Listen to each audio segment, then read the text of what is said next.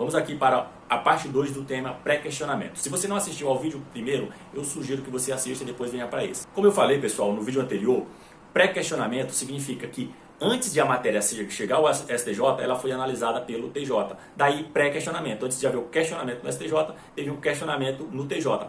Mas não basta que a parte tenha alegado aquela matéria no TJ. É necessário que o TJ tenha analisado a questão.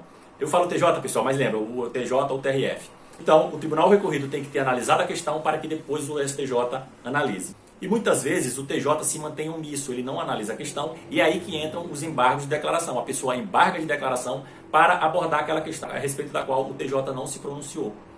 E o novo CPC previu que, se o TJ continuar omisso, mesmo após a oposição de embargo de declaração, considera-se que essa questão foi pré-questionada. Sob a égide do CPC de 73, o STJ não considerava o pré-questionamento ficto. Se o TJ não falou, por exemplo, do fundamento 3, e a parte opôs embargo de declaração, pedindo para que o TJ fale sobre o fundamento 3, e o TJ continuava silente, a parte recorria para o STJ, interpunha um RESP, e o STJ apenas dava provimento ao RESP para mandar o processo de volta para o TJ analisar a questão 3. Depois que o TJ analisava a questão 3, a parte interpunha novamente recurso especial para o STJ. O TJ normalmente nega seguimento e a parte interpõe agravo de recurso especial para só então o STJ analisar o fundamento 3. O CPC, para tentar facilitar a vida do advogado e especialmente do jurisdicionado, previu que, se a parte opuser embargo de declaração e o TJ não apreciar ainda assim a questão, considera-se pré-questionada. Mas infelizmente, pessoal, na prática a gente ainda viu o STJ mandando voltar para o TJ. Eu já vi julgados já sobre a égide do CPC 2015, nos quais o STJ reconhece a omissão e manda de volta para o TJ julgar. Não era para ser assim, né? Pela redação legal, era para o STJ já analisar a questão que ficou omissa, mas ainda assim ele continua mandando. Pelo menos eu já vi julgados em que ele já fez isso. Já vi também numa aula do professor Nelson Neri, ele criticando essa sistemática. Mas agora eu vou te dar uma estratégia de como você obter o pré-questionamento. Veja, pessoal, você tem que levar em consideração o seguinte: para que o teu caso chegue ao STJ por meio de um recurso especial, você vai ter que ter uma das hipóteses de cabimento do recurso especial previsto na Constituição. E o mais comum e mais fácil de você levar é com base em violação a alguma lei federal, contrariou algum dispositivo da lei federal. Então você já deve preparar o RESP, e eu falo aqui RESP, pessoal, mas pode ser o RE, o recurso de revista, eu apenas estou utilizando o recurso especial como exemplo. Então você já vai preparar o RESP já na apelação, ou no agravo de instrumento, conforme o caso. Quando você for interpor a apelação, você já vai pensar o seguinte: bem, para chegar ao STJ, eu tenho que apontar a violação a determinados dispositivos da lei federal. E é necessário que o TJ primeiro se pronuncie sobre isso. Teoricamente, pessoal, não seria necessário que o TJ abordasse expressamente o dispositivo legal. Seria necessário que ele abordasse a questão, a matéria. Se você falou do artigo 20 da lei e o TJ, embora não tenha mencionado expressamente o artigo 20 da lei, mas ele tem abordado a matéria, a questão foi decidida. Existe questão decidida, existe causa decidida e o STJ poderia conhecer do teu RESP.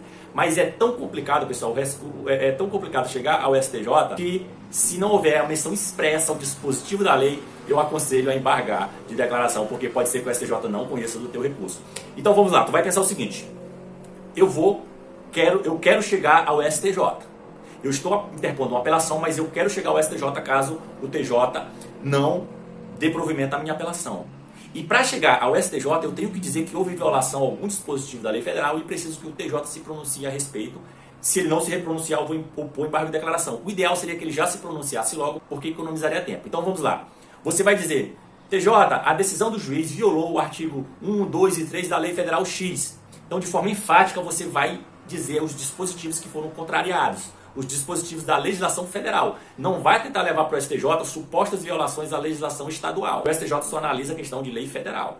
E aí, pessoal, algumas pessoas fazem o seguinte: para tentar obter um pré-questionamento logo já no julgamento da apelação, elas abrem um tópico falando do pré-questionamento. E aí eles colocam os dispositivos da legislação federal que eles querem que sejam expressamente incluídos no acórdão e pede para o TJ falar expressamente sobre aqueles dispositivos. Se o TJ falar expressamente, maravilha, a questão já foi pré-questionada. Então vamos lá, você está alegando que a decisão do juiz violou o artigo 1, 2, 3 da lei X.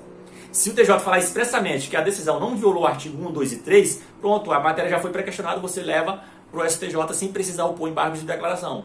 Mas se o TJ apenas falar da matéria, sem mencionar expressamente os dispositivos, ainda que se entenda que houve sim o enfrentamento do caso, vale mais a pena opor embargo de declaração por cautela.